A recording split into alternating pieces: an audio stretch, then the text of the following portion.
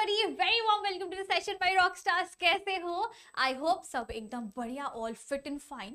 तो आज हम पढ़ने वाले हैं किसी के लाइफ का एक इम्पॉर्टेंट पार्ट. ये धीरे बोलना था. एक्चुअली हम पढ़ने वाले किसी का डायरी, जो कि बहुत इंटीमेट होता है, लेकिन ये वाली डायरी पब्लिक है. कैसे पब्लिक है? कौन सी डायरी हम पढ़ने वाले? मेरी डायरी तो मैं नहीं दे रही, बट एन फ्रैंक की डायरी पब्लिश्ड है, तो हम वही पढ़ने वाले हैं. लिखा किसने है? खुद एन फ्रैंक ने ही लिखा है, अपनी डायरी है, और उसके अलग अलग वर्जन्स निकले हैं, जिसे हम वन ऑफ द वर्जन्स को एज अ चैप्टर आज पढ़ने वाले. ठीक है, विदाउट फर्दर अडू हम स्टार्ट करेंगे with the background of the story. बहुत इंपॉर्टेंट कुछ पॉइंट्स है इन बैकग्राउंड में. देखो, हम टाइम वेस्ट आज नहीं करेंगे, टू द पॉइंट, क्योंकि चैप्टर बहुत लंबी लगती है और बहुत छोटे छोटे इंपॉर्टेंट पॉइंट्स है जो लोग मिस आउट करते हैं. हम वो आज नहीं करेंगे, हम सिर्फ इंपॉर्टेंट पार्ट्स को मार्क करेंगे, उनको रजिस्टर करेंगे और अच्छे से मार्क्स लाएंगे. चलो, to start with the background, this story is an excerpt from diary of a young girl और diary of Anne Frank. It is an autobiography. पहली बात, एन फ्रैंक की खुद की अपनी डायरी से ये पार्ट निकाला गया है और ये पब्लिश किया गया है इन द ईयर ऑफ 1947. इस डायरी के जो मतलब डायरी का जो इंपॉर्टेंट एसेंस है वो क्या है? Anne expresses her thoughts in the diary which was gifted to her on her 13th birthday. Basically ये जो डायरी है किटी नाम की, इसको उसके पापा ने गिफ्ट किया था उसके 13th बर्थडे पे. एंड उसके पास अपने बेस्ट फ्रेंड टाइप कोई फ्रेंड नहीं थे, तो she would say everything to her Kitty. अपने डायरी पे वो हर चीज लिखती थी, अपने हर इमोशंस. रीजन क्या है वो माइंड मैप पे डिस्कस करेंगे. नेक्स्ट, जो नेक्स्ट इंपॉर्टेंट थिंग है, the family went into hiding because of the Nazis rule. And यहाँ पे आया हमारा important line, and died of typhoid या typhus in Bergen within days of a sister's death, Margot. तो वहां in the year of 1944 and died. कहाँ, कैसे, किस वजह से? टाइफॉइड से she died. Next important point पे आते हैं. Her father, ends father, was the only survival और सर्वाइवर ऑफ दैट होलोकास्ट का कंडीशन जो भी था. दस, जब वो वहां से आए थे, सब सर्वाइव करके जब वो फाइनली सेफली एक जगह पहुंचे, तब उन्होंने देखा कि उसकी डायरी सेफ थी और उसके पापा को लगा कि इसकी डायरी में कुछ तो होलोकास्ट वाली चीजें या कुछ तो नाजी के रूल के अंडर होने का मतलब जो डिसएडवांटेज है वो सारी चीजें भी मेंशन्ड होगी. तो उन्होंने डिसाइड किया कि इस यूनिक रिकॉर्ड को हम पब्लिश कर देंगे इन इंग्लिश. एंड नाम क्या देंगे? Diary of a young girl. तो पहली बार जब वो पब्लिश हुई थी उसका नाम क्या था? From the diary of Anne Frank नहीं, the diary of a young girl, ये नाम था पहले, first publishing of the diary में. नेक्स्ट, उसका पहला entry in the diary was 12 June 1942. Final entry was 1 August 1944. And इस एक डायरी का अलग अलग ट्रांसलेशन था. Original was written in Dutch and Dutch से अलग अलग लैंग्वेजेस पे इसको पब्लिश करके काफी फेमस किया गया था. And now coming to the most important point of the history of this chapter.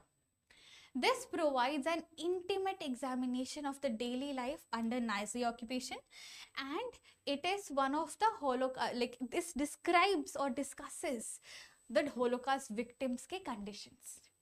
ये जो मैंने कुछ पॉइंट्स अंडरलाइन किए ना, यहाँ ये एक पॉइंट तो फॉर श्योर, एन का डेथ किस वजह से हुआ था, डायरी का इनिशियल नाम क्या था, और ये डायरी फर्स्ट मतलब ये ऑटोबायोग्राफी है एंड पब्लिश हुई थी 1947 में. ये टोटल 4 पॉइंट्स नोट डाउन करके रख दो, इंपॉर्टेंट है भाई. ठीक है, चलो बढ़ते हैं हमारे माइंड मैप की तरफ. Today start with Anne Frank, birth on 12 June 1929. February और मार्च मतलब डेट एग्जैक्टली नहीं पता. Was a German born Jewish girl who wrote while hiding with her family and 4 friends in Amsterdam during the German occupation of Netherlands in the World War. Starting ये है अपना कि Anne Frank जो है German से है, and German में Nazi attack होने की वजह से उनकी फैमिली को शिफ्ट करना पड़ा था.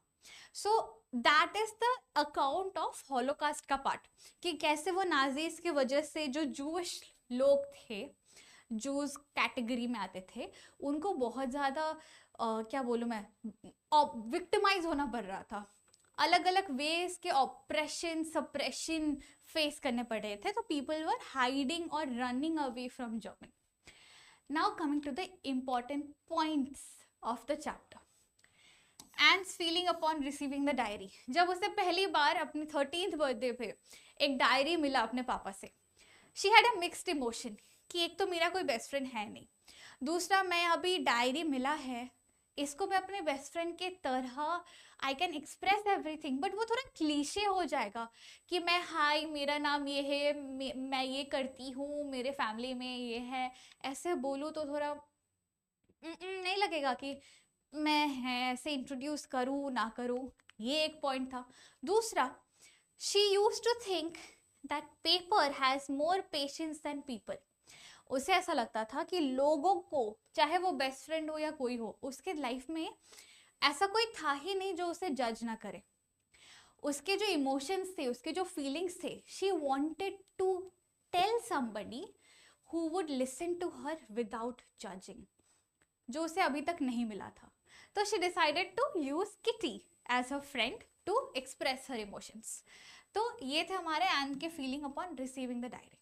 नेक्स्ट आया her relation with a family and elder. Anne के लिए उसके father was the most special, the most closest family member. पापा सबसे बेस्ट थे उनके लिए. Then comes a sister, oh नहीं, grandmother, then sister, then mother. पापा वाज दैट फिगर जिनसे उसे सब कुछ मिलता था, be it little happy times discussions के, बीट गिफ्ट्स. सो वो बॉन्ड उनका बहुत अच्छा था एन एंड उसके फादर के बीच. Next person she loved was her grandmother. She really adored her grandmother and loved her. Next, उसका अपनी बहन मार्गरेट के साथ भी ठीक ठाक कनेक्शन था एंड मम्मी के साथ नॉर्मल कनेक्शन था. So she does not even mention much about her mother अपनी स्टोरी में. अगर आपने अच्छे से रीड किया होगा तो पता होगा.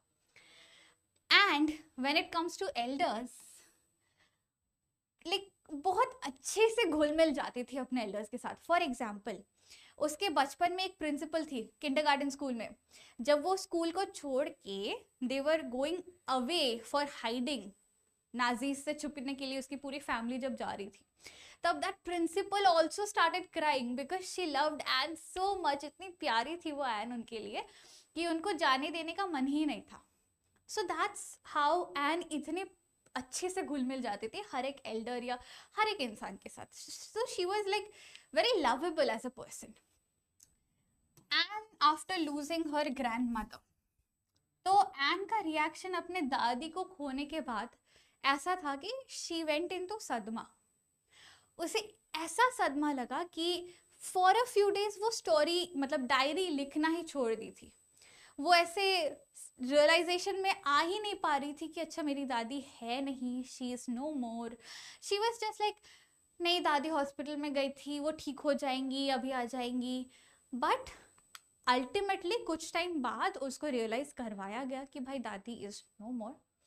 And then she started mentioning about her दादी इन द डायरी कि मुझे दादी इतना प्यार करती थी, मैं भी उनको इतना प्यार करती हूँ एंड मुझे हमेशा उनकी याद आती रहती है. तो मल्टीपल टाइम्स अगर आप उनका रियल डायरी पढ़ोगे एन फ्रैंक की, आपको मल्टीपल टाइम्स उनके दादी का मेंशन रेफरेंस दिखेगा.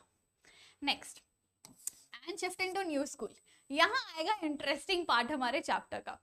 तो वो जब शिफ्ट होके अपने नए स्कूल ज्वाइन करती है, स्कूल नया है, टीचर्स नए हैं, स्टूडेंट्स नए हैं, बट फिर भी वहाँ टीचर्स के साथ रैपो अच्छा बना लेती है. वो मस्त घुल मिल जाती है वापस से. एक ही इंसान से प्रॉब्लम है उन्हें, मैथ्स टीचर मिस्टर कीजिंग के साथ, जिनके साथ थोड़ी अनबन तो हो जाती है. बट उसके अलावा अपने स्कूल में हर एक सब्जेक्ट टीचर, हर एक क्लासमेट के साथ उसकी अच्छी बनी हुई होती है. Now the tussle with mister Keesing. Mister Keesing थे मैथ्स टीचर, ऐसे मुच्छड़ वाले एंग्री खूसट इंसान. तो मिस्टर कीजिंग को प्रॉब्लम ये था कि जब भी वो मैथ्स पढ़ा रहे हैं एंड पक पक पक पक पक बातें करती रहती है, चुप ही नहीं होती है। एंड उनको ऐसा लगता था कि मतलब इतना तो रिस्पेक्ट तो करो, एक teacher is teaching you and आप बातें किए जा रहे हो, ये क्या बात है भाई। एंड को ऐसा लगता था कि मुझे मैथ्स समझ ही नहीं आ रही है, टीचर मुझे अलग से समझा ही नहीं रहे, तो मैं क्यों सुनूं, जो चीज़ मुझे समझ ही नहीं आ रही उसमें मैं सुन के क्या करूंगी, उससे अच्छा मैं बात कर लेती हूँ। तो ये जो गैप था ना दोनों में, ये किसी ने ना एन ने बोला कि मुझे क्लियर कर दो क्योंकि उसको डर लगता था उनके बिहेवियर से, और ना मिस्टर कीजिंग अपने साइड से गए कि एन भाई तुम बात क्यों करती हो, बता दो, कोई प्रॉब्लम है, क्लैरिफिकेशन चाहिए तो मैं कर देता हूँ। वो किसी के साइड से क्लियर नहीं हुआ, तो वो टसल या खिटपिट अनबन दोनों में चलती रही। ना इस खिटपिट के वजह से क्या होता है, ऐसे तीन ऐसे लिखवाते हैं मिस्टर कीजिंग एन से। क्या होता है कि वो इतना बात करती है ना, तो मिस्टर कीजिंग सोचते हैं, इनडायरेक्टली टॉन्ट करते हैं एन को। कैसे? एन को बोलते हैं भाई उठो, तुम्हारा पनिशमेंट है कि तुमको एक ऐसे लिख के लाना है। एंड सब सोचते हैं कि है मैथ्स टीचर का पनिशमेंट ऐसे लिखना है। जनरली बोलते हैं 50 क्वेश्चन सॉल्व करो मैथ्स के, मुर्गा बन के बैठ जाओ या कुछ करो, बट ये बोल रहे ऐसे लिखो। क्या ऐसे लिखना है सर? पहला ऐसे अ चैटर बॉक्स। और ये उसको समझ आ गया था कि भाई मैं ही हूँ वो चैटर बॉक्स जो इनके क्लास में बात करती है, तो वो मेरे ही बारे में मुझे वीडियो बोल रही हूँ मैं, ऐसे लिखने बोल रहा है। तो what she does, she writes ऐसे 3 पेज लंबा ऐसे लिखती है अपने बारे में कि ये मेरी गलती नहीं कि मैं इतना कहानी लिखती हूँ या मतलब इतना बकबक करती हूँ। द रीजन इज मैं इनहेरिट की हूँ इस चीज को। मेरी मम्मी भी बहुत बात करती है, उनको बात करने का बहुत शौक है, इसलिए मुझे मम्मी से ये क्वालिटी मिली है कि मैं इतना बड़बड़ बड़बड़ करती रहती हूँ। ऐसे हर चीज वो लिखती है, लेके जाती है क्लास में, टीचर पूरे क्लास के सामने ही रीड्स इट एंड वो हंसते हैं, मस्ती करते हैं इसको लेके। And the next time she talks again, teacher बोलते हैं सुनो वापस उठो, वापस से पनिशमेंट मिलेगा, फिर से बात कर रही हो ना, एक और ऐसे लिखो। क्या? Incorrigible chatter box. इनकॉरिजिबल का मतलब क्या है? जिसको कोई रोक टोक नहीं कर सकता, मतलब समझा ही नहीं सकते, इसको समझा समझा के थक गए, अब हैंड्स अप कर दिए भाई, ये तो बात नहीं मानने वाले, ऐसा टाइप का कैरेक्टर। तो इनकॉरिजिबल चैटर बॉक्स। इस पे भी एन ने सोचा कि भाई क्या लिखे, ऑलरेडी मैंने पहले ऐसे में इतना लिख दिया अपने बारे में, फिर क्या लिखूं। फिर भी कुछ तो सोच समझ के उसने एक और ऐसे लिखा जिसको पढ़ के वापस से एवरीवन स्टार्टेड लाफिंग क्लास में। एंड एट लास्ट तीसरी बारी टीचर ने फिर से एक होमवर्क दिया, quack quack quack said mister chatterbox. इस बार उसका दिमाग खराब हो गया कि भाई ये जानबूझ के सबके सामने मुझे हंसी का पात्र बना रहे हैं एंड ये मुझे सही नहीं लग रहा है, इसको एक फुल स्टॉप दिलाना पड़ेगा। तो वो क्या करती है एन, अपने दोस्त सूजन के हेल्प से इस बार ऐसे नहीं लिखती है, रादर इस बार वो एक पोम लिखती है, like story in verse type, poem type. And वो पोम में वो क्या लिखती है, इस बार वो अपने टीचर को हल्के से टॉन्ट कर देती है। टीचर जो गेम खेल रहा है इतने दिनों से, वो एन खेलती है इस बार। पोम में ये होता है कि देयर आर 2 पेरेंट डकलिंग्स, एक मदर डक एक फादर गूस, एंड उनके छोटे छोटे बच्चे होते हैं, 3 छोटे छोटे बेबी डकलिंग्स ना। वो बच्चे इतने क्वैक क्वैक करते रहते हैं कि गुस्से से फादर गूस ने एक बारी चोंच मार मार के तीनों बच्चों को मार डाला। ये होता है छोटा सा एक प्यारा सा पोम ना। यहाँ पे उसने मिस्टर कीजिंग को वो फादर गूस बना दिया था कि आप, मैं छोटी डकलिंग को कॉन्स्टेंटली चोंच मारे जा रहे हो, अब मैं मर ही जाऊंगी एक दिन, इतना चोंच मार रहे हो। तो वो इनडायरेक्ट हिंटिंग करके ये पोम लिखती है। आफ्टर विच मिस्टर कीजिंग उसको रियलाइज करते हैं, हंसते हैं उसको लेके, थैंकफुली उसको बुरा नहीं मानते, एंड देन उनका रिलेशन भी सॉर्ट आउट हो जाता है। तो these are the important aspects of the chapter. Done. बाकी आते हैं हमारे थीम पे, जो नेक्स्ट इंपॉर्टेंट चीज है। Loneliness is the inability of being comfortable with others and the inability is नहीं। तो कहानी के शुरुआत में ही हमने देखा है कि एन के पास बेस्ट फ्रेंड नहीं है, she is alone, she feels lonely because अपना फीलिंग शेयर करने के लिए उसके पास कोई है नहीं. दैट इज द रीजन वो इनएबल है अपन लाइक किसी के साथ भी खुल के क्या करूँ मैं बातें शेयर करना. उससे डायरी के पास जाके अपने सारे थॉट्स पेन डाउन करने पड़ते हैं. So that's one thing. Writer misses having a true friend and gets a diary as a confidant. अभी जो डिस्कस किए कि बिकॉज कोई सच्चा दोस्त है नहीं जिसके साथ वो हर चीज डिस्कस कर सके, तो अल्टीमेटली डायरी को ही अपना सीक्रेट कीपर बना के रखती है. उससे ऐसा अच्छा, here comes one important thing.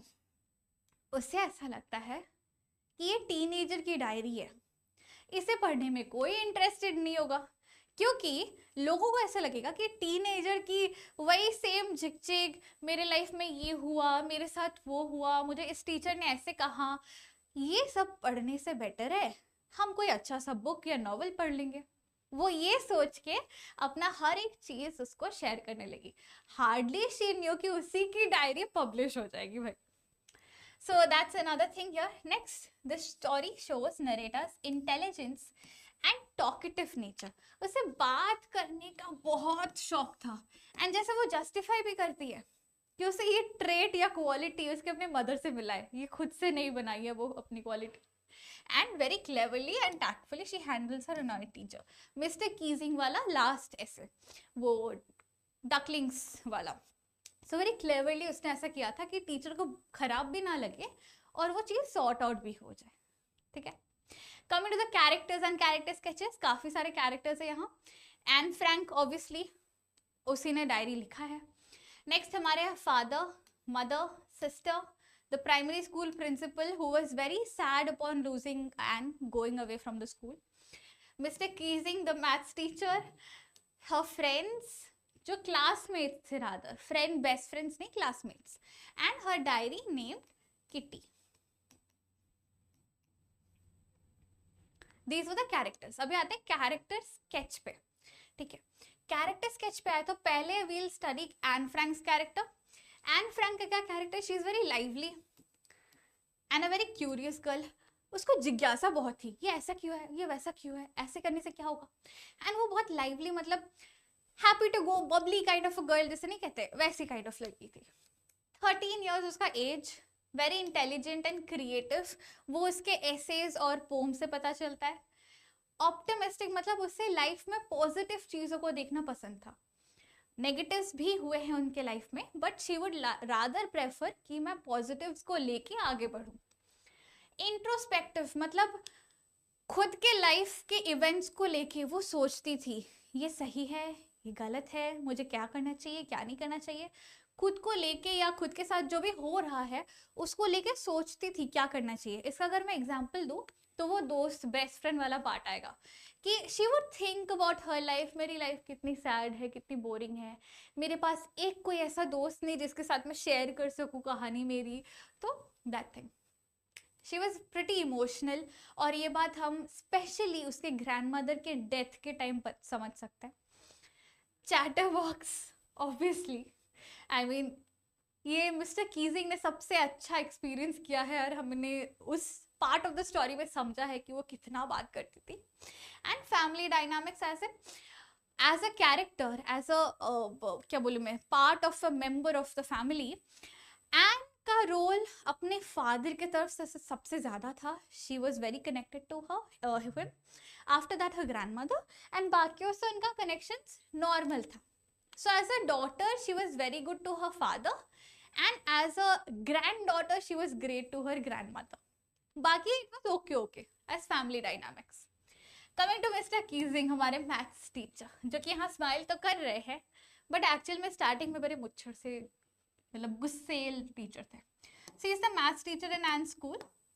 He is an old fashioned teacher जिनका एक strict way था कि मैं जो सिखा रहा हूँ you have to do the same. अगर मैं ऐसे बता रहा हूँ कि 2 + 1 = 3, तो आपको ऐसे ही लिखना है. आप 1 + 2 = 3 नहीं लिख सकते हो. So he was very old fashion की जो मैं बोलूँ वही सही है. स्ट्रिक्ट विद स्टूडेंट्स, अगेन उनको मस्ती मजाक या लाइक ज़्यादा बात करना अपनी क्लास में बिल्कुल नहीं पसंद था. Didn't allow much talking in the class. तो हमने देख ही लिया है. And he was annoyed with Anne which later changes, वो सॉर्ट आउट हो जाता है. दैट्स इट गाइस, हो गया हमारा डिस्कशन एंड फ्रैंक को लेके. तो मिलते हैं नेक्स्ट चैप्टर डिस्कशन में. Till then stay happy, stay smiling, stay safe. See you all, signing off your teacher Magnolia. Bye bye.